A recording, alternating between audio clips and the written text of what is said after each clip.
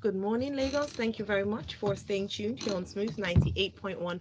I'm Ayo Mairese. I'm Valentine Ohu. Good It, morning. it's time for Freshly Pressed 981. We have our analyst with us. Thank you so much for coming, Follow Storms. Good morning, Lagos. Good morning. Good morning. And we have Justin EJ as well. Good morning, Lagos. Morning, Justin. Trying to sound like Phil. You Not sounded even close. so far away from that. All right, so you can find Follow Storms at Follow Storms on Twitter and Justin EJ at Justin EJ on Twitter.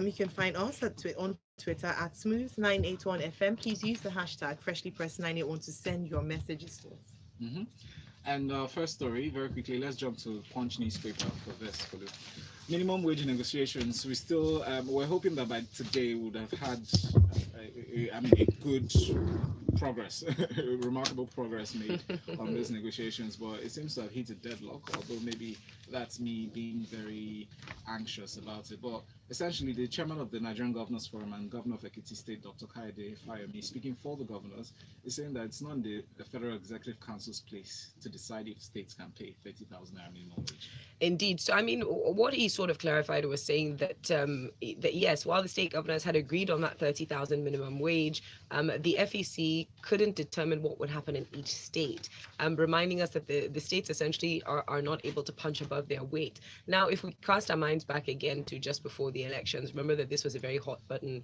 issue.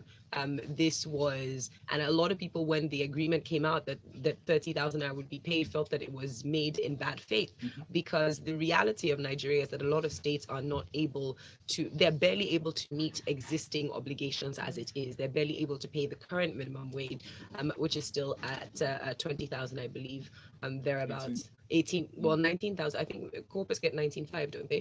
Yes. Yes. So thereabouts. I think 19,000 or so. So where this extra 30,000 was supposed to show up from, I do not know. Now, naturally, Labour are saying that they're not going to accept this. That 30,000 must be sacrosanct. But that what should happen within the states is that if you want to negotiate above that, for certain states, perhaps maybe like Lagos, that they feel Lagos has said can they'll take go on there. can take on that burden, then go ahead. Now, I think that already this should take us back to, I mean, there's so many ways to look at this, but this should take us back to just revisiting the idea of having a standardized federal minimum wage. I'm not sure that is really a great idea. Justin? Yeah, I think the real contention here is not the baseline minimum wage itself, but the consequential adjustment. Now, what does that mean?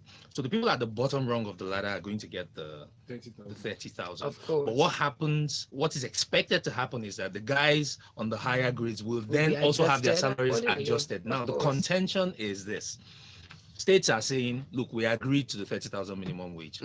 But the federal government is not going to be the one to tell us how to structure the consequential adjustment. In other words, when I pay these guys at the bottom rung 30,000, the guy on level 12, just using numbers here, for instance, who is going to get adjusted? The federal government is not going to come and tell me by what percentage I should adjust him. I can do Absolutely. 5, 3 as I can afford. So that's where they're really having this But issue. the federal government isn't even trying to make that extra adjustment. I think it's just the reality of what tends to happen in our country, right? Every time prices move in any one direction, everybody else expects Everybody that takes should dressing. happen. And we'll see it reflect in the prices of goods. Obviously, we're still going to talk about this in a later story, which is already problematic because of our closed borders and whatnot. But I'm waiting to see what Labour is going to do. I suspect that, as per usual, they will fall back again on strike action if things don't go their way. But let's wait and see. Which is what they're threatening to do.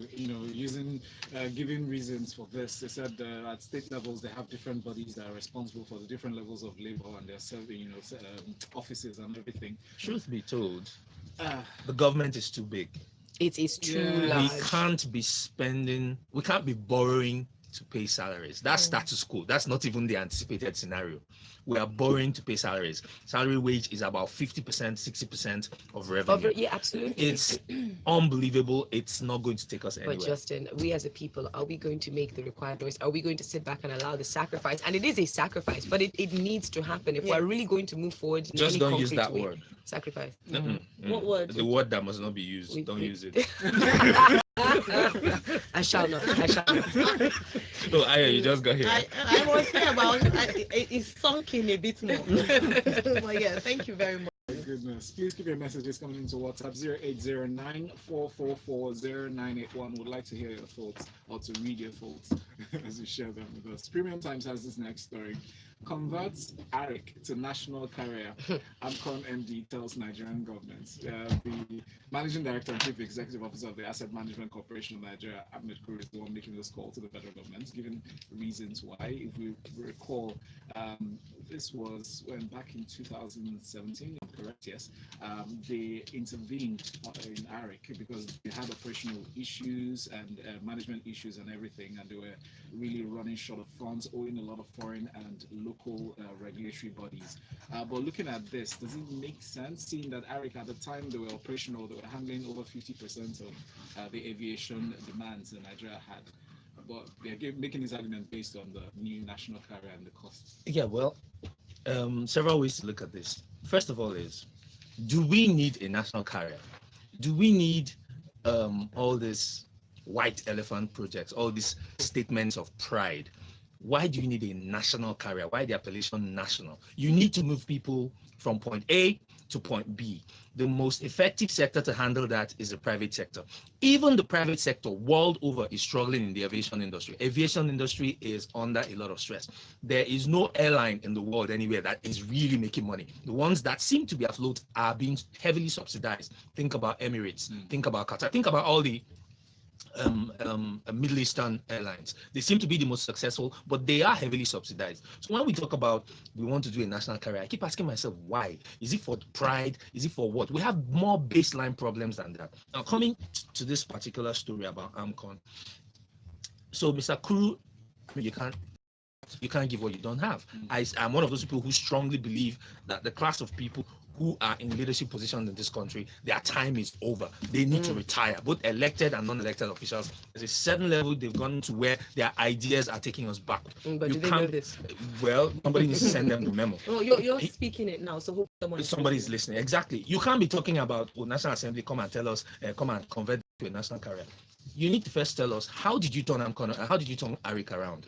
AMCON said that there were 4 key reasons AMCON gave for why AMCON took over: bad corporate governance, erratic operational challenges, inability to pay staff salaries, and a heavy debt burden. That heavy debt burden part, there's really nothing you can do about it. It's a capital intensive industry. Corporate governance, how did you change corporate governance on ARIC? Tell us how you turned this company around, and let's apply the template to other struggling entities in the country, right? And then spin it off to the private sector, sell it off. Don't be calling the government to come and put more money in it. And also, so it's sustainable. Exactly. Now, at the end of the story, he's telling the government, oh, there are structural challenges in the industry. We really should address it. That's what you should be talking about. Let's deal with the structural challenges. Stop flying the red herring to everybody. All right, Chika has something to say on the minimum wage issue on WhatsApp. He says, I would expect that the state governors will offer labor other palliatives to cushion the fact that they can't afford the 30,000 naira minimum wage. Why are they not having this conversation with the labor unions? And Ace from our God sent from this one says, a very the experience, dedication to work, and productivity of workers is not the same in every state. Cost of living is also not the same in every state. It does not make sense for all states to adjust in uniformity. But why are the states saying it now? They should have said it while the federal government was negotiating with labor. Exactly. But they did. All right, Ade from Lagos says, thank you. We don't need a national carrier. Else, same way the same government finished Virgin Nigeria will happen. Whoosh, whoosh, whoosh, whoosh. I just have pictures of like a defunct Nigeria Airways plane covered in dust and red sand, just sitting there sad on what used to be a tarmac. National monument. Let's talk about Nigeria for still talking Nigeria. Nigeria gives condition for reopening the borders. They said it will remain shut until they ratify first Nigeria's proposed anti-smuggling. Right. So Nigeria being bordered by Niger Republic in the north and then a republic in the west. These two countries have been noted as having several smuggling routes into Nigeria. This is not particularly new news. What is interesting to note is that our CBN governor, Godwin Emefiele, is very insistent on saying this is not supposed to be in perpetuity. It's not forever, but we do need these countries to at least ratify agreements that we have on smuggling, because it does affect us. Now, we know that part of the government's economic recovery growth plan is very much invested or dealt a lot with agriculture and investing in the agricultural sector. There's been a big push in that direction, and they're really trying to empower and enable farmers, with rice farmers, poultry farmers, to develop to benefit from these developments. And I think that's good in one way. We're looking at a certain level of protectionism which we hadn't seen in the country, I think. However, at what cost is it to everybody else? So the farmers are benefiting, which is good for them, because definitely the cost of or they're able to sell their goods more directly. But can our domestic production meet our domestic demand? That's one issue. And also looking at the cost of rice at the moment, it shot up from what used to be 9,000 naira to some bags to selling for about 22,000 naira. And looking at what our minimum wage is currently, not even looking at our later minimum wage, this is a frightening thing for a lot of consumers. Another aspect of this to consider as well is that it's raising questions on our regional integration. This border closure came about 3 months after we ratified the Continental Free Trade Agreement. And for anyone that's looking at it, they're going to say, well, how serious is Nigeria about this? That's a big blow to what should be something that would help the continent move together. Now, I'm of two minds about it, because I do understand the need to protect our own. I think that is very important. And at some point, again, I keep bringing up this word sacrifice, and it's a horrible word and it can be overused sometimes, but it is the truth. We do need to know that even with the signing of such a thing as a Continental Free Trade Agreement, that our government is looking out for our best interests. And until we get to a place where our own farmers and our local industries are thriving and are growing appropriately, I'm not sure how beneficial it will be for us to then open our borders entirely to everybody else. But Justin, you had something to add. Yeah, I think that one of the biggest challenges this administration deals with is communicating its policy positions clearly and unambiguously. Because if you actually dig into the issues, there is a merit to forcing our neighboring countries to adhere to terms. The free trade agreement doesn't mean it's not actually a fiat open border. It's not for all. It's not a free for all, right? There are rules to goods and services crossing borders, and if we are being taken advantage of, listen, and the government shoots itself in the foot. When small neighboring country was the highest importer of rice in the world, where was that rice going to? Was coming into Nigeria. Yes. But on the one hand, you were lying to the Nigerian people about it. On the other hand, those guys were taking advantage. Now you find yourself in a position where you have to deal with that problem. Yes. It's difficult for you to reverse yourself and openly tell us these guys are bringing. So communication is key, right? The guys who are handling who are the voices of this administration are not doing a good job. But here's the other thing that I would say, having sat in media spaces continuously, sometimes when this information is put out, it's not being disseminated in its totality. It's the information is not being communicated fully. It's being sold to us in headlines and sound bites. It's being spun, yeah. And what is popular to be angry with at the time. But the agencies also have their own channels of communication. So it's now popular for them to have their own social media handles, they have websites, so they can actually, give us information just in case it's distilled when it comes to... The issue is everybody remembers Oga at the top. I cannot come and say one thing and my Oga at the top will say another thing. That thing is a problem and in it's this country. a real problem here. But there's also the rush to publish stories or release press statements without necessarily doing the work itself. Well, thank you very much. Very spot on there. Message from this one from JP says, good morning, Freshly Pressed. The CBN shouldn't be making statements on border closure. Increase the import duties, and if they need to come in, they pay, and make it attractive to buy local products at lower prices. All right, Benga Kamu still on the issue of minimum wage. It goes to the heart of the Nigerian question. State governments are mere appendages. They do not bring much to the table, just sharing and consuming. They need to be told to enhance economic activities in their states. Our structure is defective. All right, let's move on to the next. It's controversy, actually, from the Guardian newspaper. Controversy as Buhari again mulls private UK visits. So currently he's left the country again, but he intends to connect from Saudi Arabia to the UK. There's been no detail concerning his trip to the UK. If it's a medical trip or if it's a diplomatic issue. What are your thoughts on this, Justin? Well, I think his aides, one of his aides released a statement saying that it's a personal trip. So how would you interpret that? Well, don't ask me to interpret, but it's a personal trip. Yes. That's the story they're sticking with for now, and it's not too different. I remember back in 2016, yes. Mr. President left the country on the 6th of June, was away for 2 weeks, and returned on the 19th of June.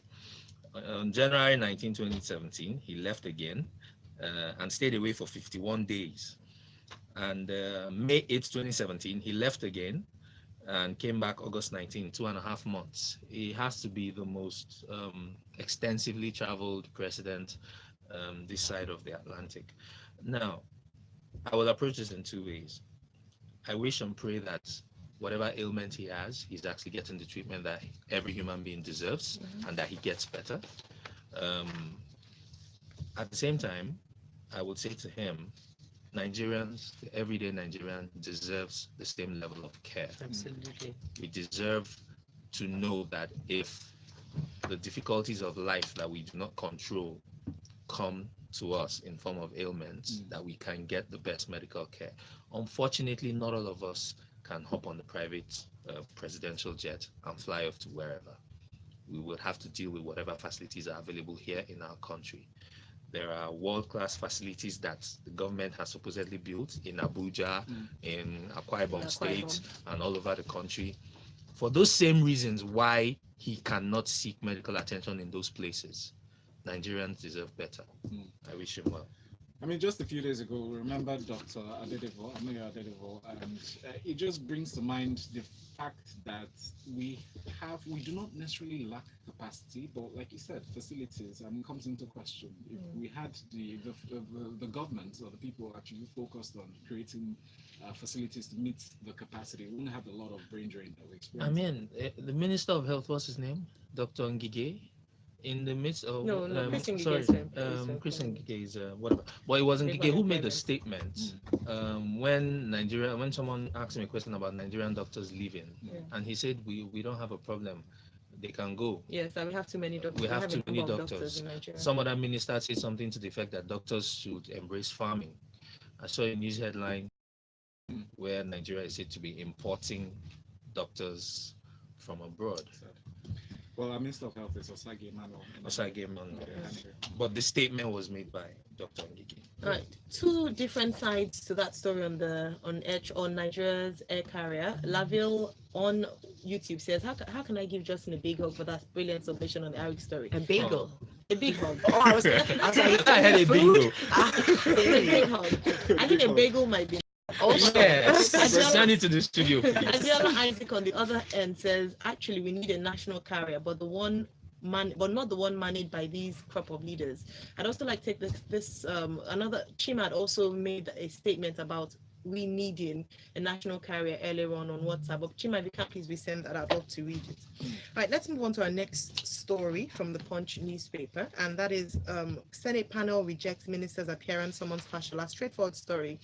Justin, I'd like to know what you make of it. The summary of this is that the Senate Committee on Sustainable Development Goals yesterday met, and they declined to receive the Minister of State for Works and Housing, Abubakar, at the ministry's budget defense session. So Babatunde Fashola, who is the substantive minister of Works and Housing, wasn't available to attend. So he sent Abubakar Aliyu in his stead. However, they said, no, we want to see Fashola because he's the one that has to answer questions. What do you make of this story, please? The usual, excuse my friend, pissing contest instead of focusing on the real issues of the day. So there's a budget to be defended in front of a committee. Yeah. All right. Yes. We have a minister of state duly appointed to office. For whatever reasons, the minister is not available. Yes, he had agreed to meet with the committee from what they said, but I believe he's also a man under authority. He probably has some other urgent call, and he says, Minister of State, go represent me. And these jokers said, no, they're not jokers, the committee members. Okay, well, I mean, the committee members, whatever. This is a joke. They're right? the honorable committee. The honor. No, I'm not going to use that word. So they said no. They turned him away, and the reason why they turned him away is you are not the minister. That it's supposed to be the minister to defend the budget. You can't defend the budget. This is somebody who we are paying his bills, paying his salaries as a minister of state, and you say he can't defend the ministry's budget because you want to get into a cockfight with Mr. Fashola, who is the substantive minister. That's what this is about. I think it's fundamentally ridiculous, and I just have to say that because this reinforces the problem have in this nation. My bad the topic. I cannot say one thing, my girl come and say something else. And this is why we have such an inefficient government. Yeah. Why are we not allowing people to just do their jobs to benefit the actual people, us, we the people? We're sitting there talking about, oh, this person is not respectful. I don't care about your respect. I care about things being done. And I think it is a complete Big lack of egos respect for the everywhere. Nigerian people that this continues to happen. We see it continuously, every cycle. I can only imagine that only a fraction of these sorts of things that happen make it into the pages of the newspaper. Yes. And in this case, it's just because it's fashion that's All right, involved. let me just highlight so that speaking on behalf of our honorables, that the issue which they said is that the reason why they're seeking clarifications, which took place when Fashola was the Minister of It Finance, is a is continuum. the only one competent to shed light on But this. that is not true. What That if, is for me, not what if true. Fashola dropped dead? Then all work will stop. All right. Okay. Does that remind you very, very, very closely about the 8th Senate, between the 8th and the thing between the Senate and the IG of police? Of course, that's Yeah. what I'm saying. This This is is, very I said similar. the only reason those ones make the newspaper is because they're such high level and Yes, high I know. ranking individuals, and the Senate believes that it is an opportunity to discipline them in the public eyes. But I don't understand why they don't get it yet. That it is just foolish. It's genuinely quite foolish. All right.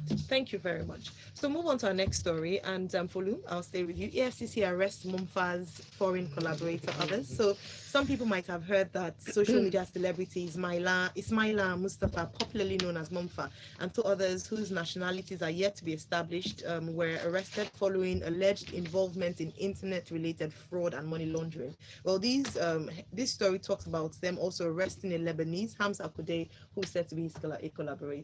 Indeed. I think Justin and I, when we were talking downstairs, had referenced it. It does read almost like a grapevine story. Yeah, it does. Exactly. Yeah, it's It's entertainment and gist. But I will say, speaking of foolish things, Yeah. the number one thing for anyone who's ever watched any sort of criminal movie, just browse the internet. How do people always get caught by flaunting their wealth? Yet this is something that we see continuously over and over again on social Classic. media. Nigeria has glorified it, where if you're not, posing beside a super lux car or have stacks of money, preferably forex, Yes. if you want to really meet the big boy title, then who are you? What are you doing? You're on a long thing, Yeah, disappear. So it is good to know that on the one hand that these activities, there is some effort being made by the government to curtail these activities, especially the effect that it has on our youth. And considering that most of the country is under 35, I think this is something that's very particularly important to check. It is unpopular to check such things right now, as we know that songs have been made almost Yes. glorifying the sort of lifestyle. There are a lot of individuals who continue to grace the pages, not just of newspapers and saying, well, this is not fair, this is not right. But what else can one think of when you discover people like Momfa, as he's popularly known, had 51 bank accounts in Nigeria? 51. I was going to go to that. What are we doing with 51 bank accounts? Consider that when he was arrested, they recovered just 5 wristwatches. And one would say, oh, if we're being, elaborate, oh, what, $1 million? No. Please guess how much these 5 wristwatches are worth? Over 60 million naira. Wow. 60 million It's naira. approximately 12 million per watch. And so they arrested this colleague as well of his, a Lebanese fellow called Hamza Akudei, and when he was arrested in property at Echo Atlantic Pearl Tower, the suite cost about $5 million. It was heavily fortified with incredible security doors, closed circuit television as is standard for anyone, and and they said, I mean, colloquially, jazz Yeah. inside safe. I mean, but what is I jazz? said Either there here is nor there. prayer. That's That's why the jazz failed. Now they locked it inside inside safe. safe. It's supposed to be under the bed. It was are correct. airtight. I want to highlight the 51 bank accounts and perhaps it leading to his arrest. Mhm. We know with the introduction of to control things Absolutely. like this. So, when people talk about, oh, you're stressing my life, taking duty.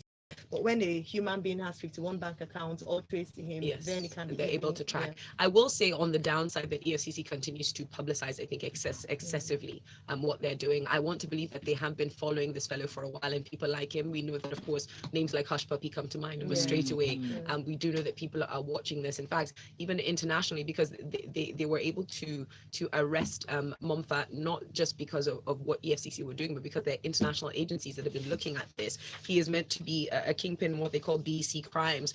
That's business email compromise sort of scam. Good at that, and to the extent where foreign cyber experts or criminal experts are saying, well, this is somebody that we've been watching for a while. He's been hiding out in Dubai and other such tax havens. So I certainly hope that the EFCC becomes a little bit more quiet and does their due diligence. Yeah. I hope they've spent at least a couple of years doing the research, because if people are spending 2 years developing movie scripts, I think we deserve that at least for people who you can catch with 5 watches worth 60 million naira. I'm so confused. Thank you very much. All right, let's take some comments here. All right, we'll have this one, the one you're referring to. Yeah, from so Chima was talking about the reasons why we need a national carrier, saying that it would generate a lot of income, that he works in the sector, and he knows how much Ethiopia, Kenya, Egypt, Rwanda make. All right. He does. Mm-hmm.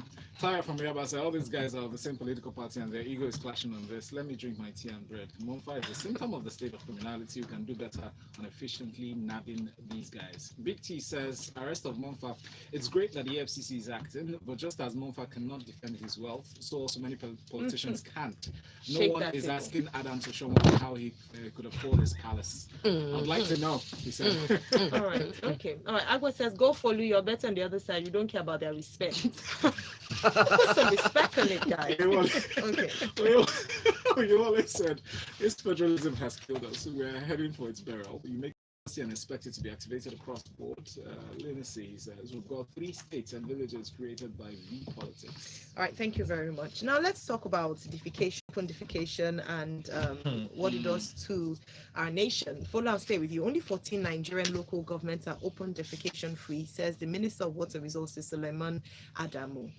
He's listed as he said the North Central is most notorious for this. They don't have that policy, but please take us through this. Please, let's note that there are 774 local government areas in Nigeria. Right. 774 local government areas in our country, and only 14 of those are defecation free. I dare say by the time this broadcast is finished, there will be 12 of those that are defecation free. Curious about which 14 they are, because even he refused to VI mention and environment is not open Absolutely. defecation We know free. that every morning if we drive past certain Marina. places and bridges, we see people with their But on the side. there's a difference between having a policy and effecting the policy. So usually in Nigeria, the problem is making it work. We know that in Lagos there was a legislature around open defecation. So there are local government areas that are open defecation free. However, On paper. You on mean? paper. So if actually implementing it is where the issue is. So let's also note that, yes, I think it's very important. Yeah. The same way we complain about